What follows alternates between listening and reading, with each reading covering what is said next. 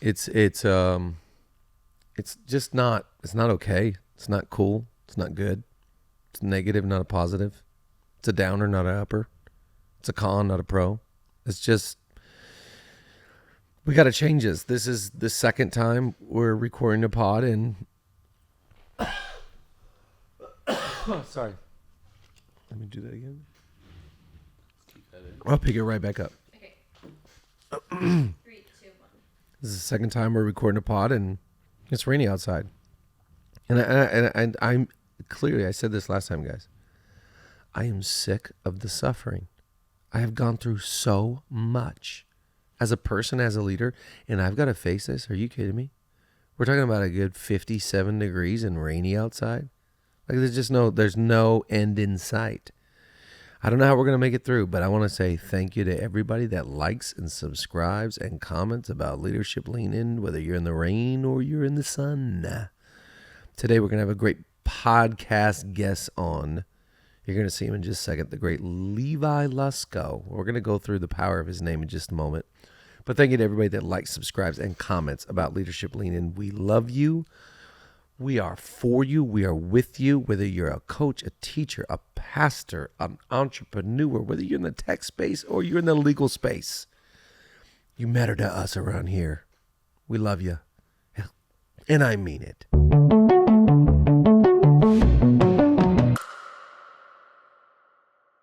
Look who's with us, everybody. The great Levi Lusko. By the way, you got a strong name.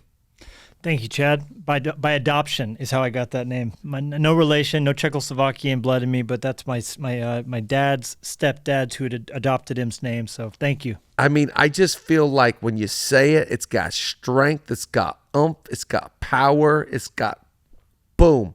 It's got a pronounced K. You know, what can you do? Thank you so much for coming on. This is so fun. We just last week recorded for your podcast. That's right. And then now I just think we should do this every week. Every week. And with Julia and Jenny, it just was this double date dynamic. It was fantastic. We talked marriage. I literally woke up this morning thinking about something you said about using your gifts of creativity that you use at work on your marriage. And I was thinking how easy it is to get lazy. That was a brilliant nugget. So everyone's going to have to listen to that episode whenever it comes out because it was profound. And Julia was so vulnerable. It was awesome. That's, Julia's specialty is vulnerability. I think the reason why she builds so much trust in relationships is there's zero pretense. She's never playing show. It's like, here's the surface. We're going down, baby. We're going to get underneath there and we're going to talk and we're going to go there. And I'm going to tell you what I'm struggling with. That's her superpower, man. She just disarms and people. You never feel like you wonder where you stand with Julia. She's going to let you know. You're going to find out right away. That's exactly right. So yes, everybody needs to go listen to, hey, it's the Luskos. It kind of reminded me of, remember that one time we were both in Napa at the same time?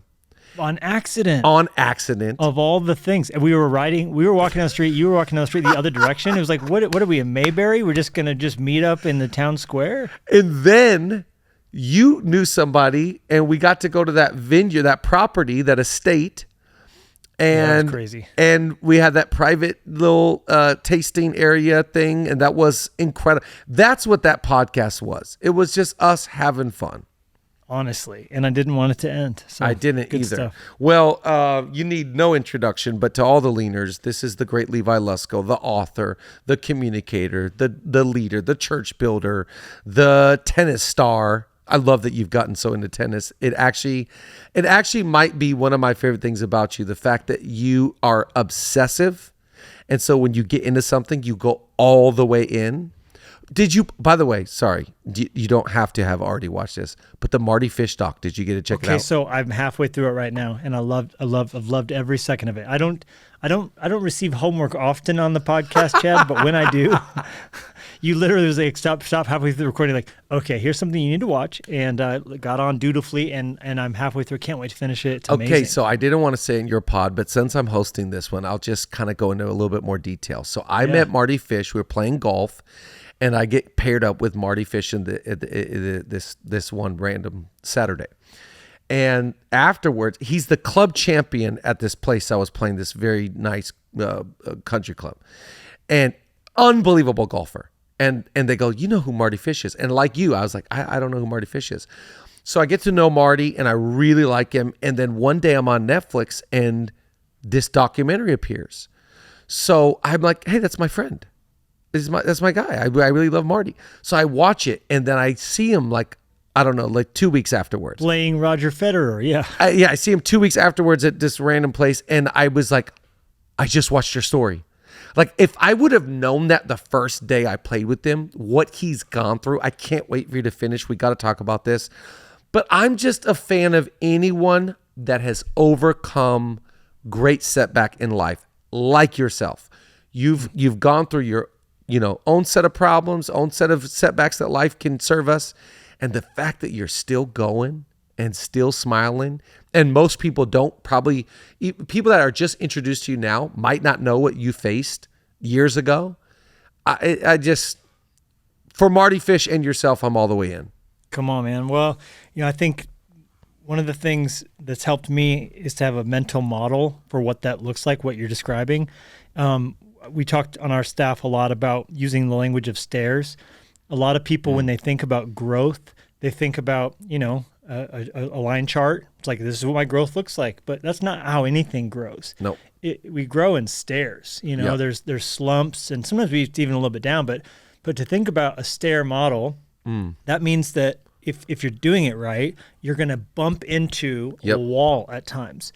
And organizationally, you're going to stall out. You're gonna, in an eating or in a relationship, you're going to hit that front of the next stair nose in front of you. And it feels like a dead end to smack your nose into something like that. Trial, a divorce, bankruptcy, whatever.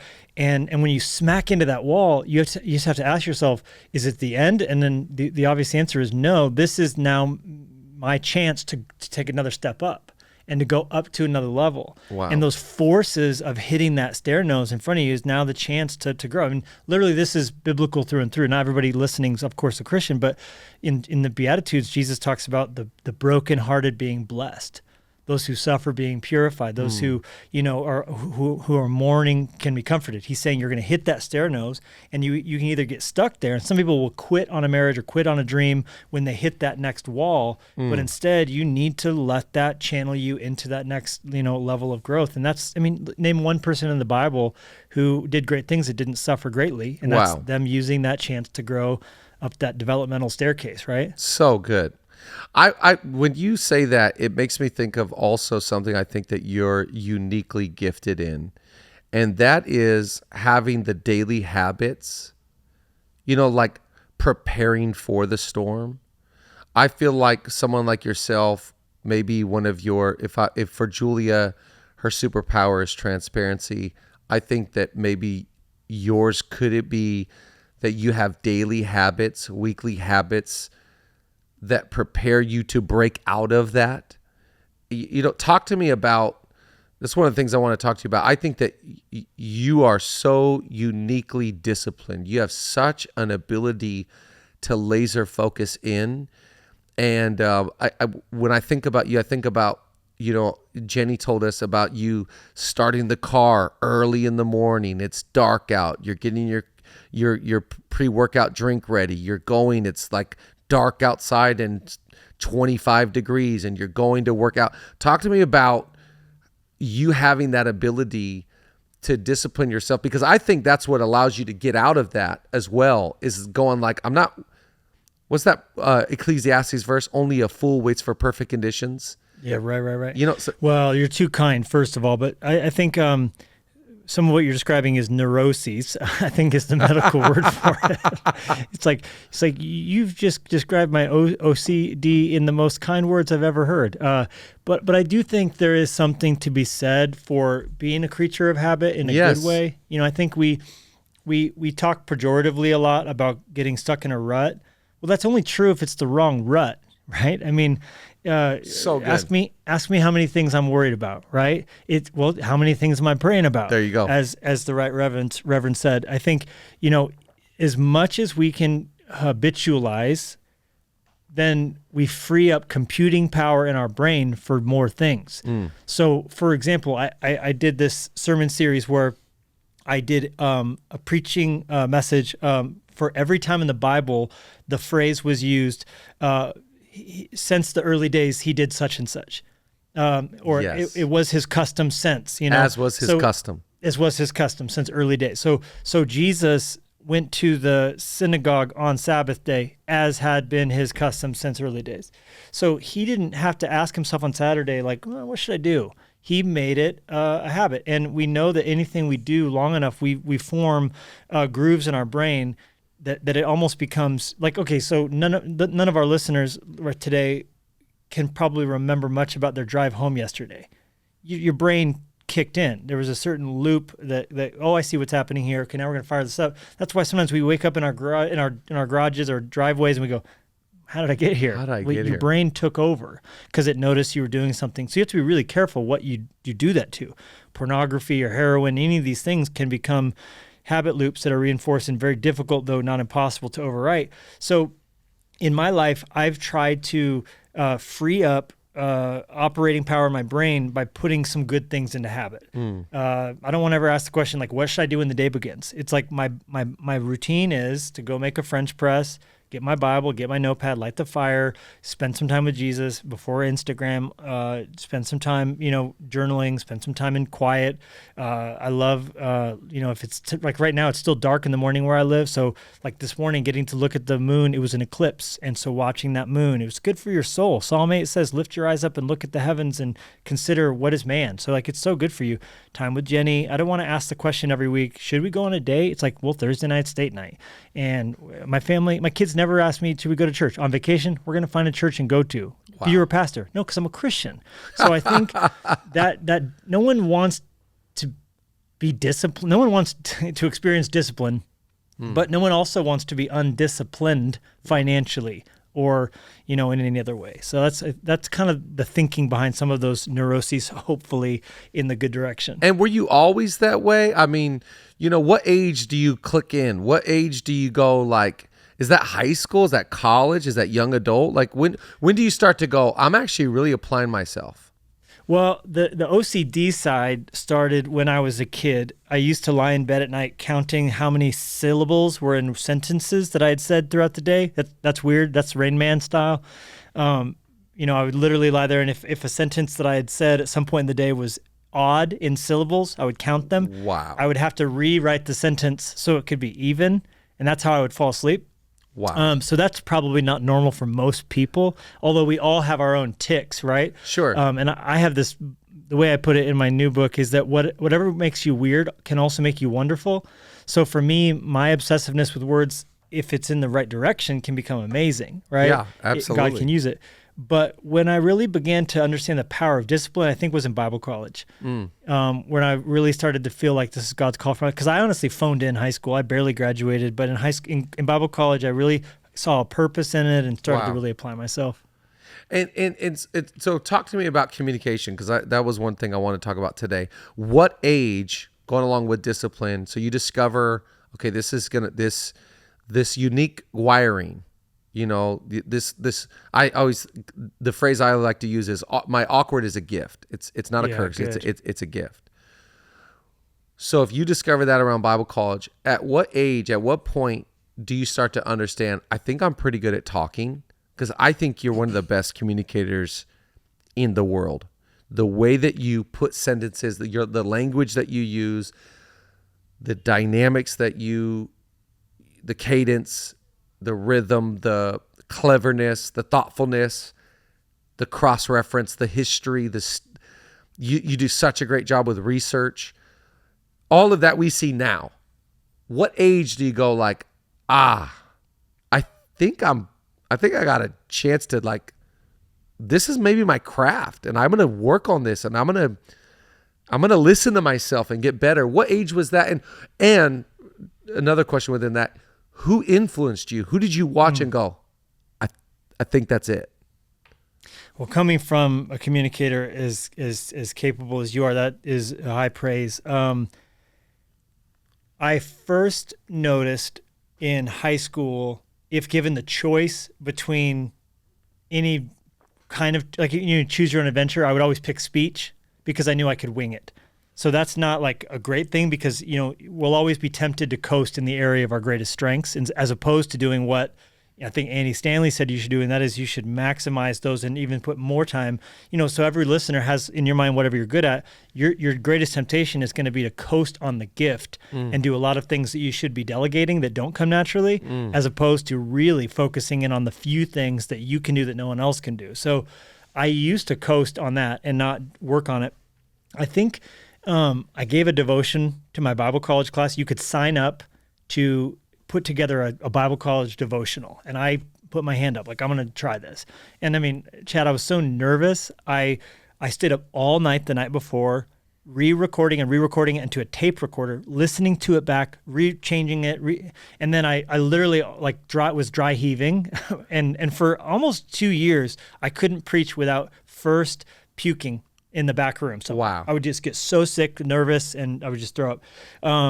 And if I didn't eat anything, it would just be dry heaving. It's like, okay, Eminem, wipe this mother spaghetti from my mouth, and now I'm ready to go. Marshall Mathers it. There we go. But that devotion, when I got up on stage, I have a tape cassette of it still, and I said, "Open your Bibbles." I mispronounced Bible, Chad. Who does that? It's a tough one. It's a tough one.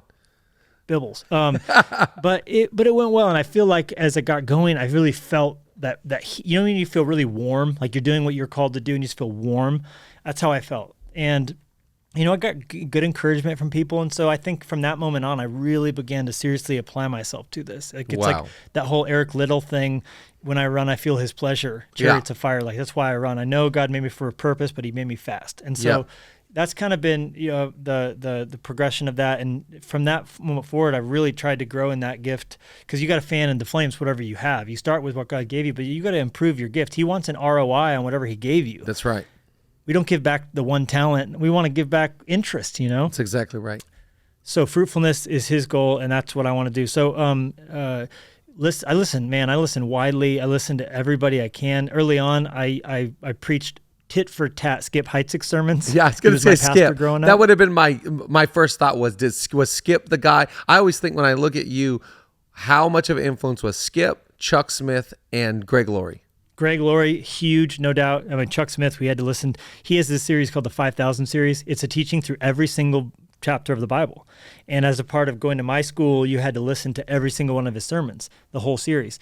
And we would play them at triple speed. You could speed up the files. And so we would do that. But Skip and Greg were the two pillars that early on shaped me. Skip in biblical, hermeneutics, Greg in evangelism. And those two things really developed me.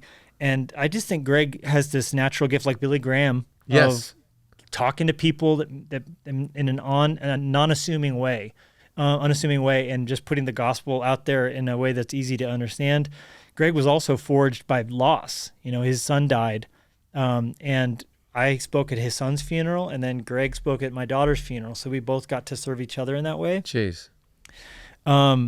So those two early on, and then I would say from there, the next one that really God used to catapult me into another level was Louis Giglio, a hero of both of ours. For sure. So, but now, I want to listen to everybody. I listen to you. I study you. I've watched you preach so many times. I know Judah was instrumental in helping you develop. Huge. He's massive. I could see his, imprint on you in a good way. And I think for young listeners, that's a good thing. Like stealing from your mentors. Yes. It's like playing the scales when you first learn piano. Yeah, totally. You don't just start writing jazz songs. You're not ready for that. And I've heard Maxwell say it takes 6 years for an orator to find their own voice. And I think that's so true. And even when you find your own voice, that does not make you exempt from being influenced. And I think that's an okay thing. I think the reality is every leader is a sum total of their influences. that's exactly who you are as far as your Calvary Chapel upbringing and Greg. You never take that away. But also there's going to be new people that come in your life that you go, I love that thought. I love that style. I love, we're always trying to look for inspiration, always trying to look, not just for information, of course, but for inspiration. I think it's okay to be influenced and still stay true to your own unique personality. I think the older you get, the more comfortable and secure you are in your own unique personality simultaneously. Have you found that? No doubt. And I think blending in these things, yes. I listened to how Jerry Seinfeld communicates. Yes. Jim Gaffigan. I think I love, I just am a student of the craft of communication. I love watching words. I love that. I love seeing different styles, and seeing how different people will take you on an emotional journey as they talk. I think the body language, all of that. I mean, I used to watch Dane Cook communicate. Oh. It's just to be able to hold an arena of people and with a whisper to keep them, spellbound. I think it's brilliant. Totally. And it's the old saying, you are who you hang with. So if I'm hanging with those guys, I'm going to pick up that language or that I remember when we first started watching Kevin Hart, it heavily influenced some of my cadence in that time because you're hanging out with that. So you're going to see that play out. I love the art of communication. I love the potential.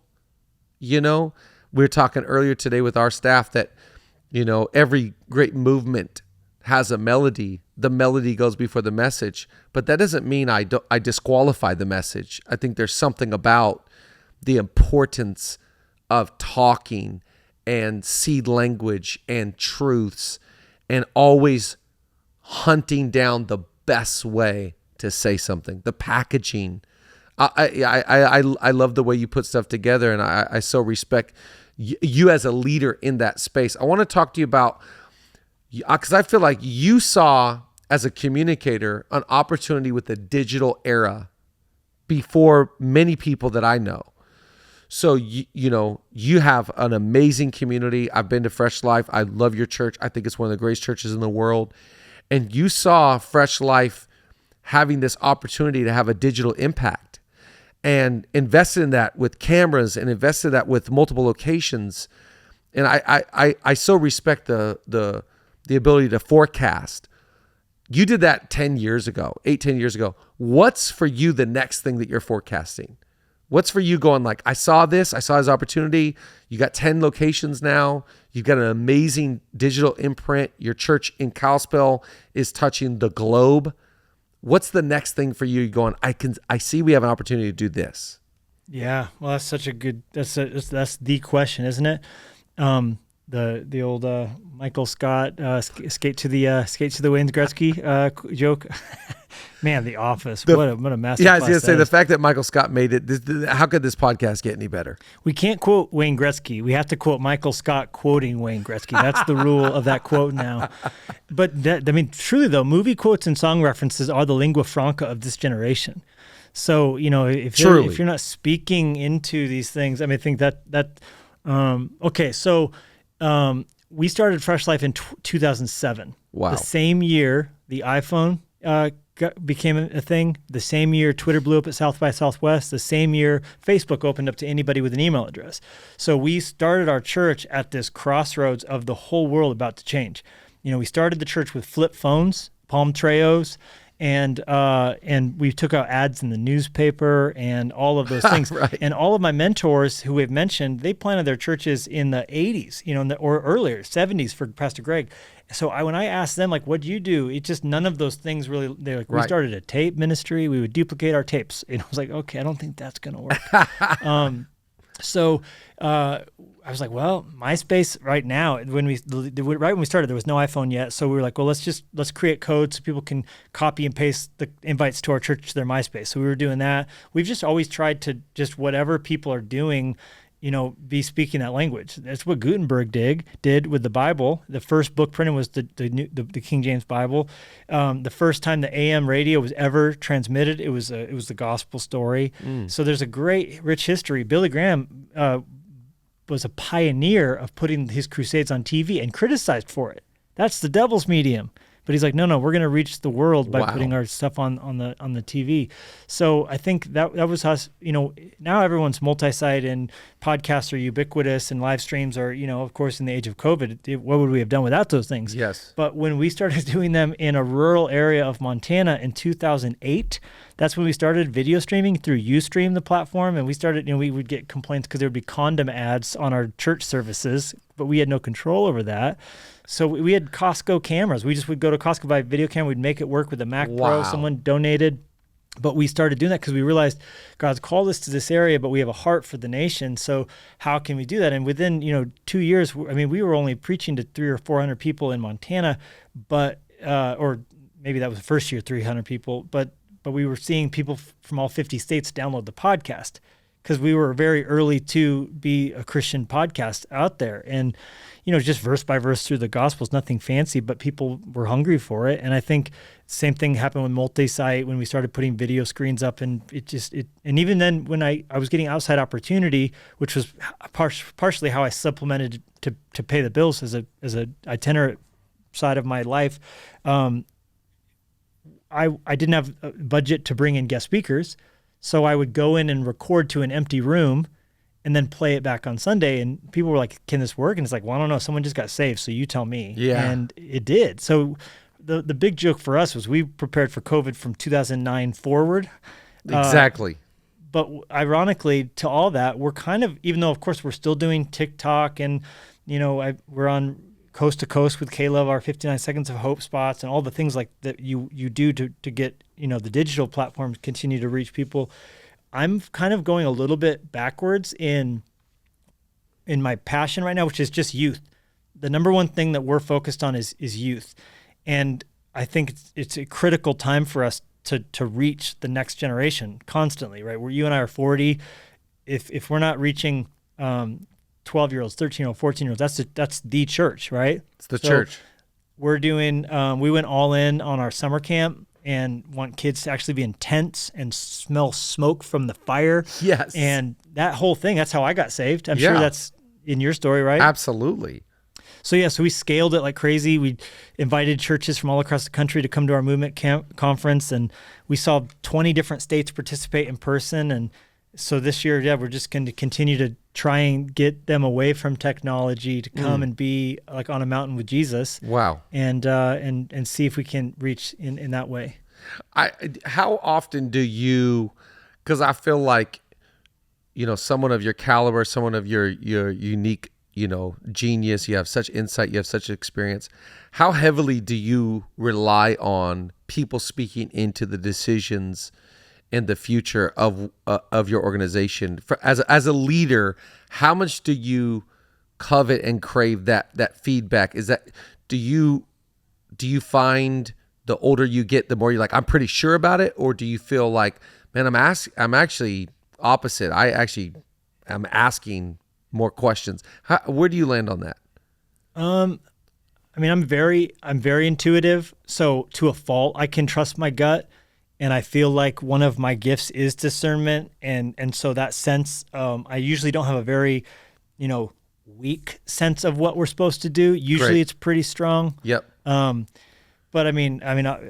obviously as an organization, I'm responsible to our board of directors. So, when it comes to, budgeting things for things and making sure the T's are crossed and I's are dotted with, real estate or, whatever that, of course, we operate in the right way we should.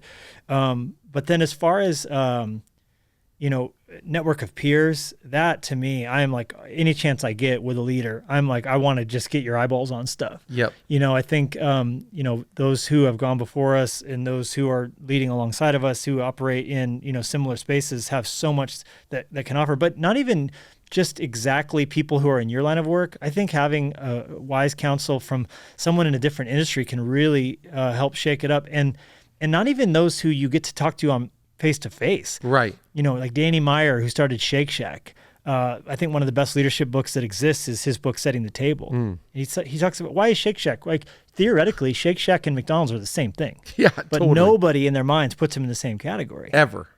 He says, there's only just meat, there's bread, there's cheese, there's chocolate, there's fat and salt and sugar. but it's the blending, how you uniquely bring those things together that makes the experience so elevated. And he says the key thing at Shake Shack is not what you'd ever think about. He says it's enlightened hospitality. And so what is it that makes you feel what you feel? It's culture. It's the culture of Shake Shack. That's exactly right. It's very different than the culture of a different, burger joint that you could go to. So I think being willing to learn from and listen into industries that are not necessarily doing what you do, but you can steal principles from, I think it's such an important thing. I love that you hit on that, because that's one of the things I want to talk to you about is hospitality. And I don't know many people in the world or many places I've ever been to that have the quality of hospitality that you guys have in Montana. And it's all from you and Jenny. You guys clearly have the gift of hospitality. You would be the Shake Shack and not the McDonald's. And we're not going to name other McDonald's right now, but we're going to just say that there's an enlightened experience here. And you guys How good is Shake Shack, by the way? Just level, ridiculous. By the way, the next time you come to LA, we just opened this place, there's a new place open in town called Heavy Handed. It is a smash burger, and it's from God. It is like, it's in Santa Monica. So I'm thinking me and you, we're going to do a soul cycle class. We're going to get a juice. We'll talk. We'll solve the world's problems. And then, when we're done and ready, we're going to meander down and get a heavy-handed burger. It's to die for. I like the name, heavy-handed. Right? Strong. I like that. But I feel like, you guys have such a gift of hospitality. And one of the ways that I describe you behind your back is that you're just one of the most thoughtful people. You have the gift of thinking well about others and what would they like to do. You think about their experience. Talk to me about what makes hospitality great and what makes it mediocre. Because I think everybody does hospitality. I was at the 4 Points Sheraton yesterday. That's a fine establishment. It's not a bad hotel. We walked in the lobby. I go, this is pretty good. It's pretty nice. I was like, Julia, it's right down the street from our house. It's not bad. But then you walk into some other places, you're like, okay. Yeah. What makes great hospitality in your opinion? Well, it's so funny because, and thank you. And I think so much of that does come from Jenny. That is her happy place. Like she, for her, if you're on our team, she wants every staff member's child to receive a birthday present and, an anniversary thing, and just for people to feel seen. I think that's at the end of the day, the heartbeat behind it. I think, you go to the hospital and you don't necessarily feel like you're getting hospitality, but you should, but you're getting a certain sense of it. It's just, I don't think you feel like the hospital is for you. Like they're for you in a sense, going to give you your surgery and hopefully remember. But when you're getting food or whatever, you're not really feeling like they thought about you and tailored it to you. It's very much you're a cog in a machine, you're a number on a chart, and you feel like that. I think when we put hospitality in the right way, we're thinking about people, we're making sure people feel seen and noticed.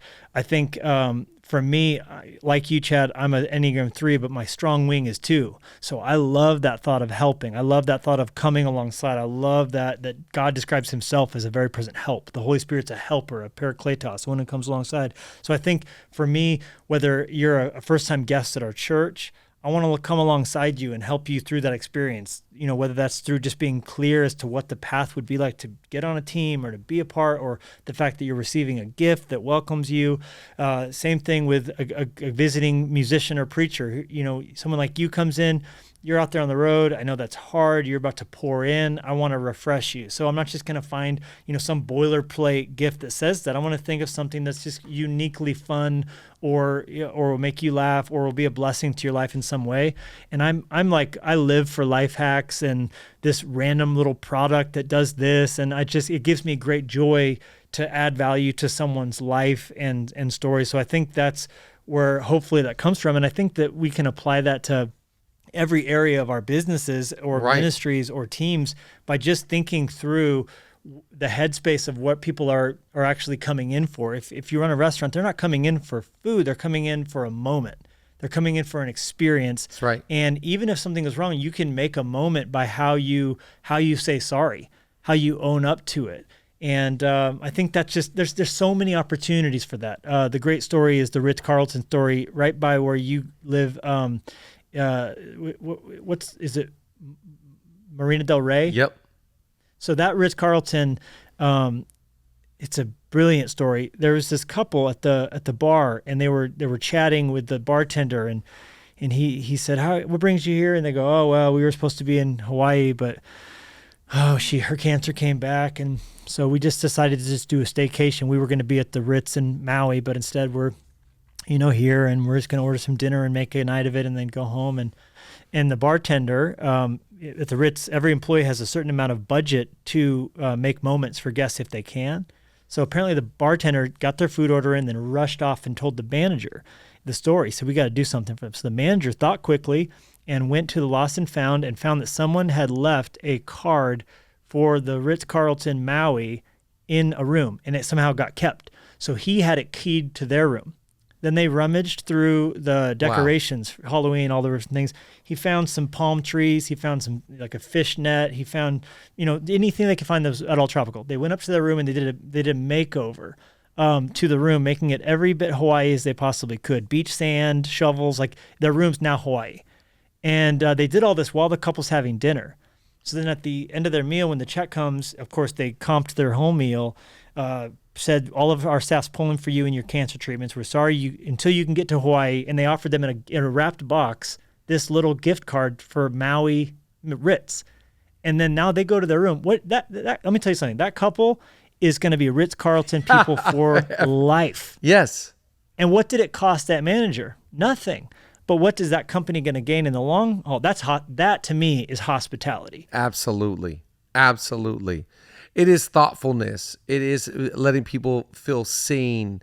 It is honoring them. I love that the word hospital is in the word hospitality, because I think hospitality is restoring someone, refreshing them, letting them get their wind back in their sails, letting them get their legs underneath them. It's not just serving a burger.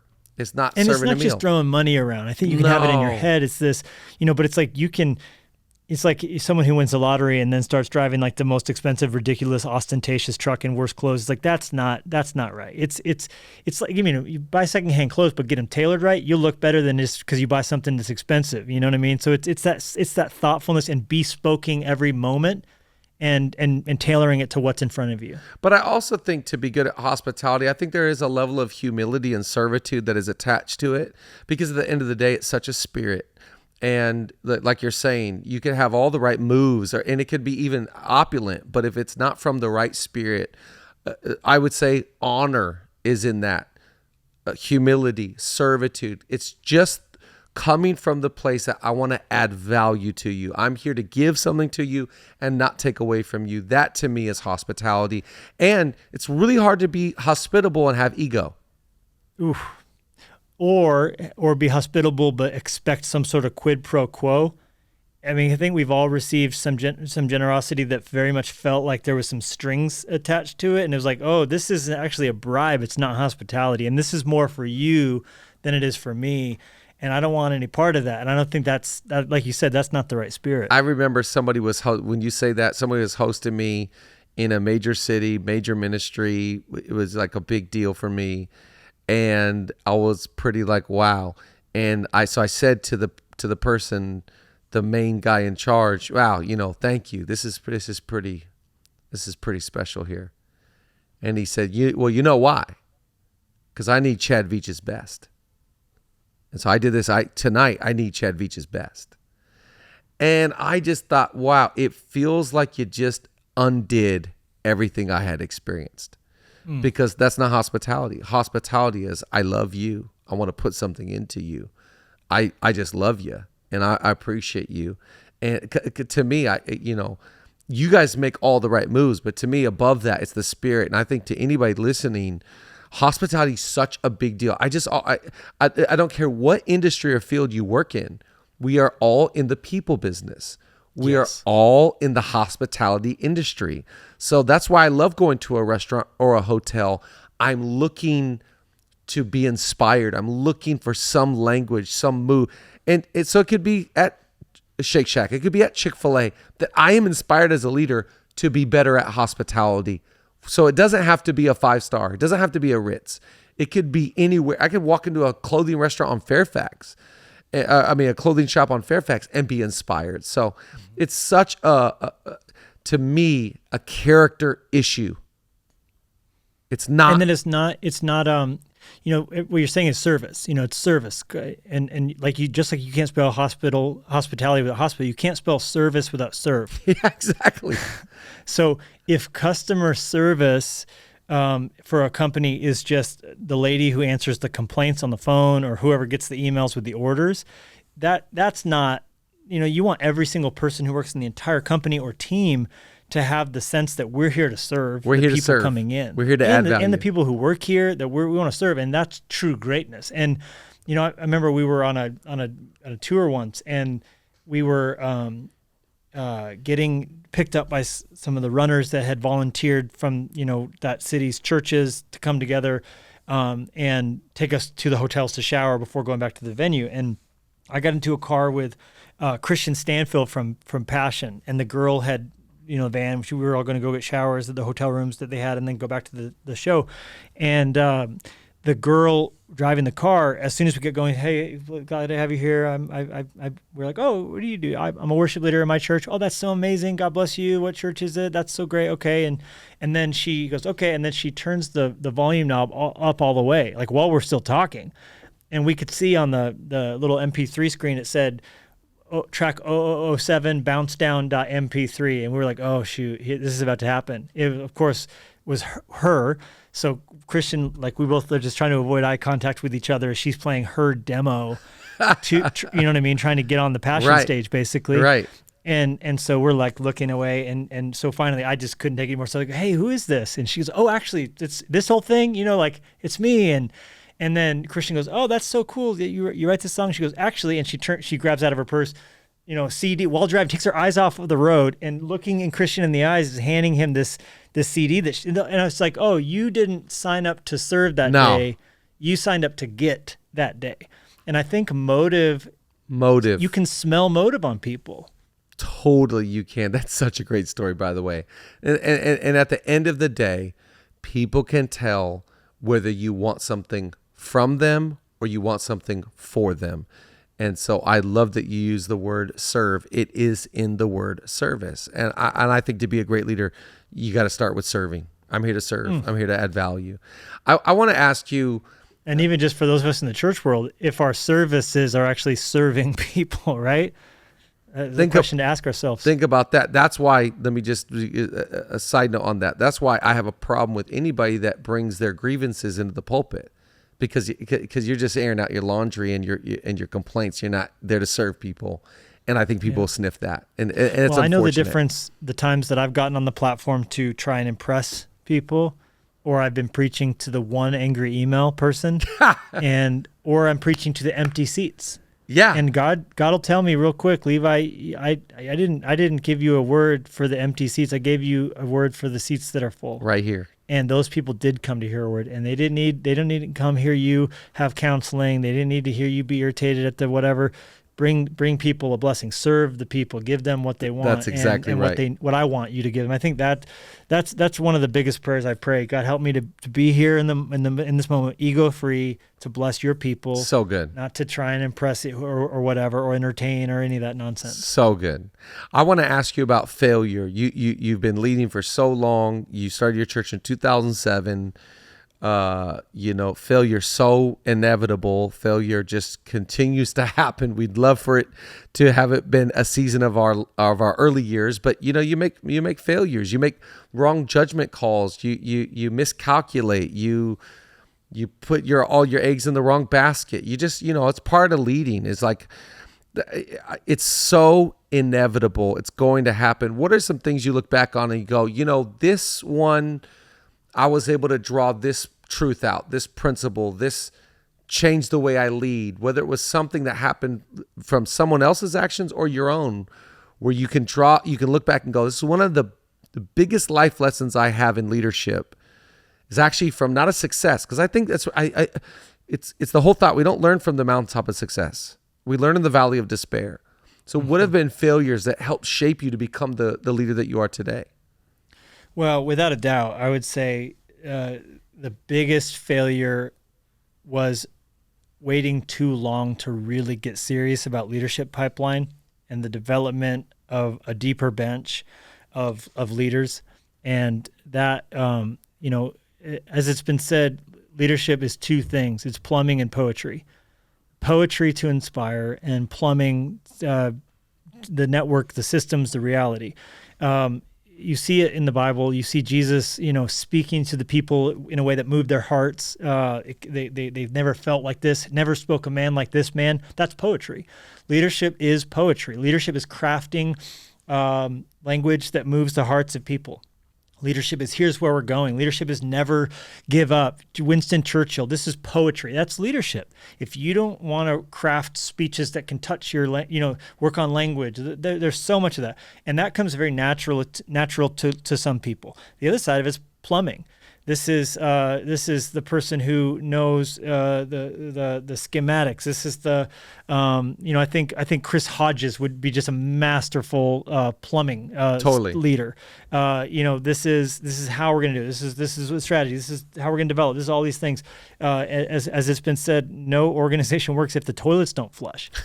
So someone's got to actually work up the plan for the Costco runs, and this is how we're going to clean. This is how it's so systems, and then the actual culture and language. So I'm more by nature on the poetry side, and I have a more difficult time with the plumbing side. And so I think for us earlier on, it was easy for me to coast on the gift of the rah-rah speech, right, and let's go charge the gates of hell and all the rest, and didn't have as much of energy for or the clarity to delegate to and release those who are better at the plumbing side of things than myself. And so as a result, we grew fast and didn't have those ready and the systems in place to develop the next level of leaders. So we've been catching up for years, with our residency, our internship, our college, and just getting that next level bench and being, recruiting for those who can take the next positions. The other great failure for me honestly, what I even just said a minute ago of this new focus on youth, I think I wish we would have given more energy to youth sooner.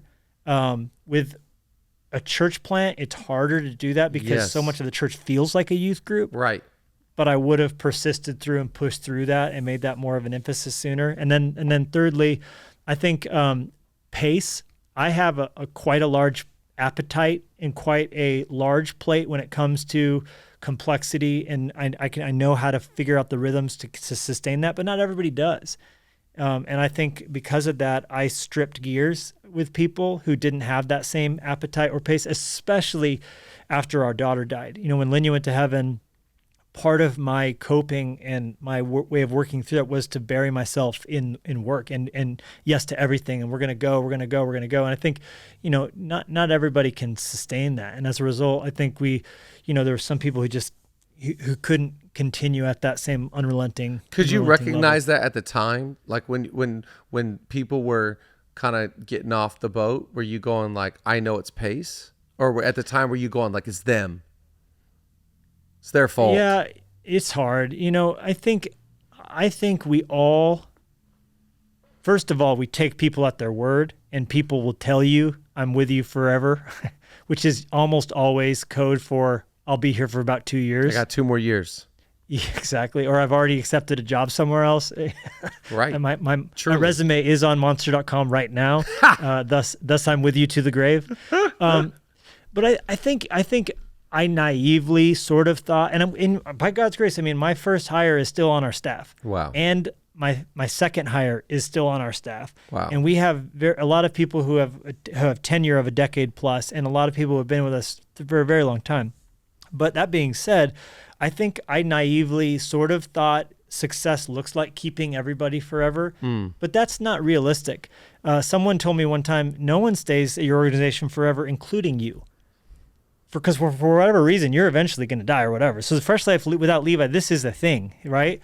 So I think in my head, I thought everybody was. So any failure to keep an unsustainable model of perfection to me was as a 3, as a classic achiever, I'm a failure because so-and-so left, as opposed to just going, look, people are called to your ministry for a reason, a season, and yes, some a lifetime, but that's going to be the few. Even Paul had Demas. Hold on, say that again. Have you used that before? A reason, a season, and some a lifetime? People will always be in your life. I don't know who originally said that, but they're called for a reason. They're meant to bless you or open a door for you. A season, they'll be there for a time, or a lifetime. And that is, going to be the rarity. Even when you look at Paul's team, Demas forsook him, even John Mark bounced on him, but then eventually later came back around, right? So I think we just have to have like more grace for that it's normal for people to come and people to go. How do you handle that? Like, are you wired to easily forgive? Do you hold grudges? When you face transition, do you find yourself isolating? Does it affect your home and the way you would entertain and host? Like, how do you handle that, transitions of people? Chad, I've handled it so badly, but through work, I've discovered, because of my mom leaving my house when I was in high school, divorcing my dad, and that hardship, I developed a mechanism by which to protect myself, which was at the first sign of any sort of hurt, immediate armor up, immediate wall down, and immediate you're dead to me, only as a way to protect myself. So I've kind of caught that. I can catch that earlier happening and say to myself, or say to Jenny, or say to, wow, that's sad. I'm going to miss them. I loved serving alongside of them, but sort of normalize the situation as opposed to, having the extreme reaction one way or the other. But I would say it always hurts. And if it doesn't hurt, that means you're no longer a human. So yep. The biggest thing for me, though, is my kids. I think that's where I have the hardest time with it. Because if a family leaves our church or our staff and they leave angrily or noisily or badly or however, even well, as good as it can be, my kids, they love your team. They love, they're all uncles and aunts, and they love their kids. And it's hard for them to process those griefs of, well, this is my friend and now they're gone, and they don't care about any of the drama or whatever. They're like, why is there that upheaval? And I think that's where it hurts the most. Totally. I'm just facing that now, as far as my guys being old enough to understand people are going to come and go, and my friends are, especially LA's transient. So your best friends, they just don't live here anymore, especially in the last 3 years. They just don't live here. And so our son recently said, Dad, how come I keep losing friends? Ugh. And so I said, buddy, well, I don't think, you haven't lost anybody. They don't live here anymore. They've moved away, but they're still our friends. And thank God we have airplanes. Thank God we have FaceTime. Buddy, you're going to have friends all over the world. I think I was just recently have you met the guy that leads Vintage Church right here in Santa Monica? His name is Gare. Have you met him? It's an unbelievable guy. He said to me recently, he said, he pastors in LA as well. And he said, we take 2 months off a year to spend time with our forever friends every summer. These people will be our friends forever. And we've trained our kids to know, hey, when it comes to like people in LA or staff, we don't know how long we get to do life with them. But these guys, like your cousins, or I tell my boys, your brothers, or certain friends, I like what you're saying, reason, season, lifetime. I think what I'm trying to figure out right now is, how do I show my boys these people will be with you for a lifetime? Your cousins are always going to be your cousins. Your brothers are always going to be your brothers. Our best friends, maybe, the Luskos or the Wilkersons or some people outside that we choose to vacation with, you're going to be with them forever. And I think, you already nailed it on the head. You put up walls if you're threatened that I don't have people with me forever. As long as I know that I have some people that are going to be with me for a lifetime, I'm fine. Because then I can correctly place people in my life as going like, oh, you were here for a reason, or you were here for a season, and I'm fine with that. Yeah. As long as I don't get threatened in the area of people that should be for a lifetime. then then that threatens at a whole nother level.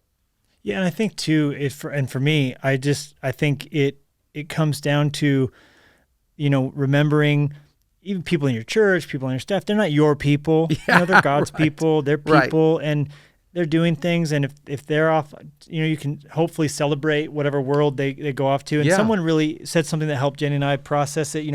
We had gone through a season where a bunch of people had, left, and someone had left staff and started another church, and it was just all this, kind of the stuff that church is sort of famous for. Sure. The proverb stuff of the without a crap, without any cows, the trough would stay clean, but if there's cows, there's crap. So if you want no mess, then you can't do ministry or business. If the Proverbs was a rap, it'd be mo people, mo problems. But yes. Yes, Biggie would put it that way. So I think, but someone said to us, they said, hey, look, whether these people would say so or not, they're leaving our ministry better than they came. Yeah, great. And I think you have to, if you can say that, I think the big thing is you have to separate your insecurities from it. That's right. And where your insecurities are going to rear up is to say, oh, them leaving means you weren't a good leader. That's right. And if you can say, hey, while they were here, I wanted to add value to them. I wanted to serve them. I wanted to, give them chances and opportunities. And if they're freed up, then you know what, even if they don't give me credit in the back of whatever they do, I help them become whatever they're doing. That's right. So great. And then we can just sort of walk away. Hey, that is what it is. And I also think, just to further that is like, if you are a healthy leader, now if you're not, and you've got a lot of toxicity around you or spewing out of you, this is not true for you. But if you're trying your best and you're trying to create a healthy culture and you're doing your best and you haven't changed, I think it's okay for you to also conclude, I'm not that big of a deal. And people are not at home thinking about me all the time. And I'm not on everybody's radar. And the world doesn't revolve around me. I think that's so harmful for a lot of leaders, is to go, if they stay, it's because of me. And if they leave, it's because of you. I don't think it's all about you. Mm-hmm. I think that there's a sovereignty component to this that we have to also factor in, that in spite of your weaknesses, God called somebody to be with you, or God led somebody to be a part of the team. And in spite of all your greatness, God's leading them onto something else. And so I just think we have to be careful. If you're always going to be the hero, then you're always going to be the villain. And I just don't want to. I don't want to live that life. Are the problem. Yeah, I don't want to live that life. It's the whole crowd of people crying out, Hosanna, Hosanna, and then the next week they're like, crucify him, crucify. Yeah, exactly. The thing that my counselor helped me to see, Chad, was that I do that to others for sure, and others do that to me. I don't know if you notice this. Someone comes to your church, 2 months in, they write you the email, you're the greatest pastor in the world, you walk on water, Zoe Church is the home I've always been looking for. I wasn't getting fed at my previous church, but I'm getting fed here, right? There's the boilerplate email they get from bad emails people send to churches.com. And if you always have to be careful when someone's, turning you into a saint, because the next week they'll be sharpening their pitchforks, right? That's exactly right. It's classic. They thought Paul was a god, and then they're trying to stone him to death. So that's all great. We all get that.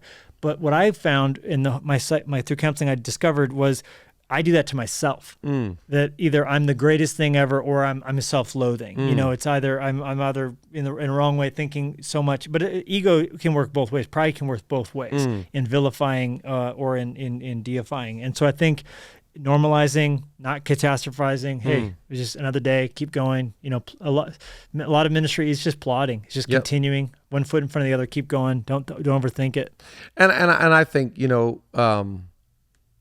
some of the best bit of advice I got from Gary Clark, Hillsong London. He's now in Australia, but he said, hey, life is long. Stay sweet with everybody. So just why get all precious and in your feelings? Just stay sweet. Life is really long. You're going to run into somebody at Disneyland. You want to give them a hug? Or you want to look the other way? What do you want to do? What do you want to be known as?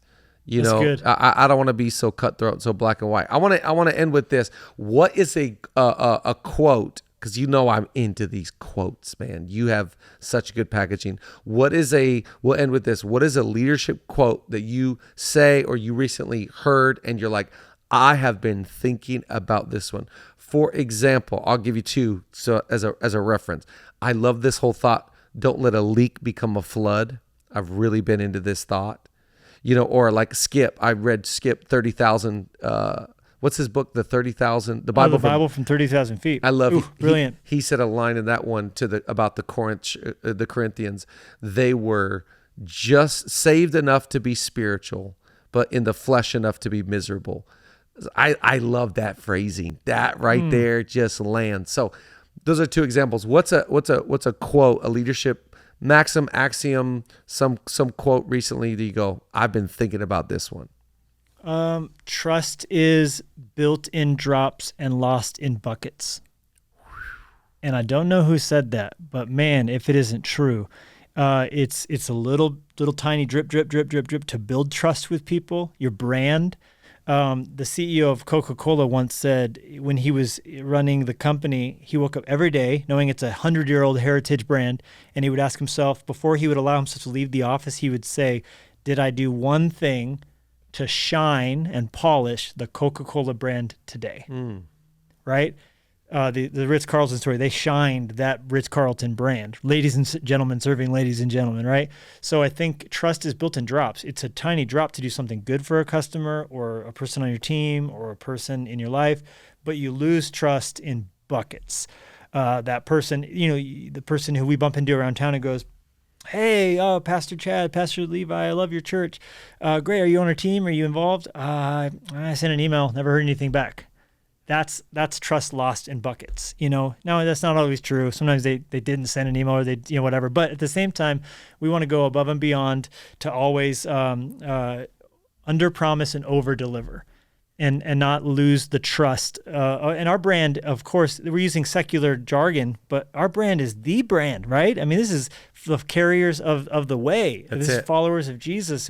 If we're not doing something every day to polish that brand, we should hopefully polish the brand of Freshlife and Zoe and whatever church we're a part of with the lowercase c, but the church of Jesus Christ, that hopefully there's a sweet smelling aroma, like Paul said, that even if people don't like what we say we stand for, they cannot help but like how we live. So good. I love that. And you got that sweet smelling aroma. And I can't wait to go to Soul Cycle and heavy-handed with you. Heavy-handed. It's on. Let's go ride a horse bareback through the snow, Chad. in a meadow. One of my favorite memories is coming to Montana in the snow, and you and I went skiing together. And we just had, that place is beautiful. You live in probably one of the most beautiful places on the earth. And sadly, now Kevin Costner's telling everybody about it, so it's not a secret anymore. The word's out. It's like no other place I've ever been, and I'm so glad you guys are there. I love your staff. I love your church. I love your children. Thank you for being who you are. Thank you for leading. Thank you for being such a big thinker and having a big soul. You just constantly inspire me in the way that you live and the way you think. So please keep going. Thanks, bro. Love you. Right back at you. You're the best. I'll see you soon.